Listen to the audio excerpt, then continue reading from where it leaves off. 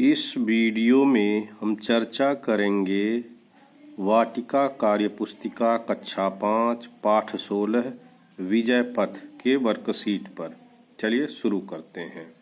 तो पहला प्रश्न है, आप चित्र में क्या देख रहे हैं?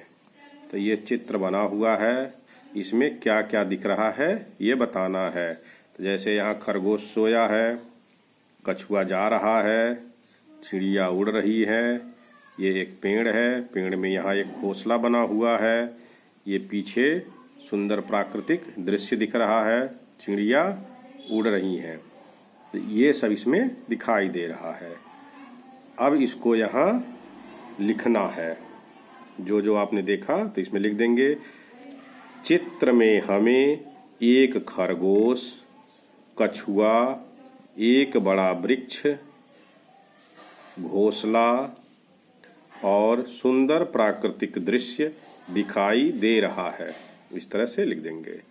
अगला प्रश्न, चित्र को देखकर कहानी के लिए उपयुक्त शीर्षक बताइए। तो चित्र को देखने से कौन सी कहानी पता चल रही है? कछुआ और खरगोश। ये कहानी आपने सुनी भी होगी।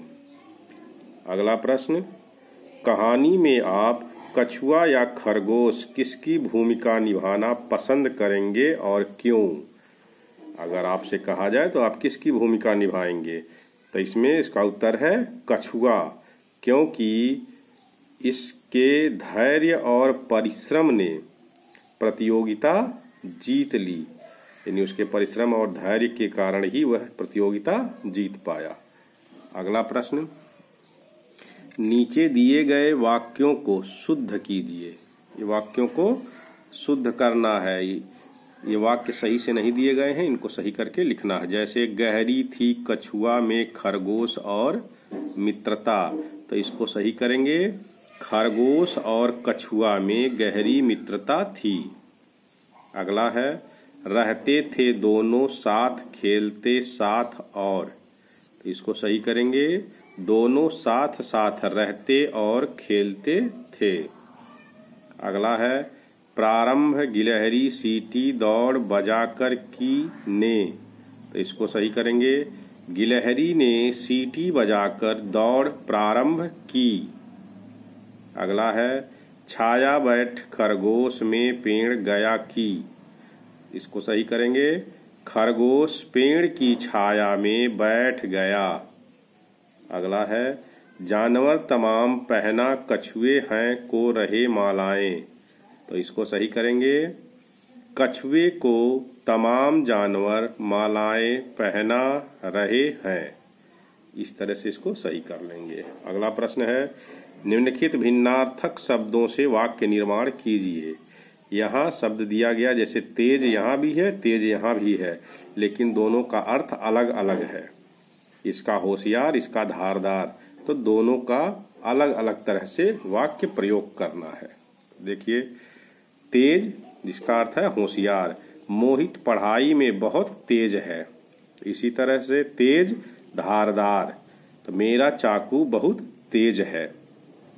अगला है कुल, कुल का यहाँ अर्थ है योग, कक्षा में कुल कितने बच्चे हैं।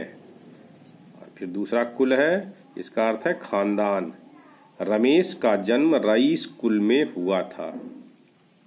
अगला है कनक, इसका अर्थ है स्वर्ण, माला की प्रिय वस्तु कनक है। और दूसरा कनक है, इसका अर्थ है धतूरा, शिव जी को पूजा में कनक चढ़ाया जाता है। इस तरह से इसको लिख लेंगे। अगला प्रश्न है, चित्र के आधार पर घटनाक्रम को समझते हुए कहानी बनाइए और उसे अपने शब्दों में लिखिए। तो ये चित्र दिया गया है, इसको देख लेते हैं पहले। यहाँ एक महिला चूल्हे पर रोटी बना रही है। यहाँ चूहा और मेंढक आपस में कुछ बातें कर रहे हैं। इधर मेंढक महिला के पास जाकर कुछ आवाज निकाल रहा है। उसके बाद यहाँ महिला मेंढक को भगा रही है। फिर यहाँ मेंढक भाग रहा है और चूहा रोटी लेकर भाग गया है। और यहाँ चूहा और मेंढक दोनों रोटी आराम से खा रहे हैं। तो इसी को कहानी में पिरोना है। तो देखते हैं।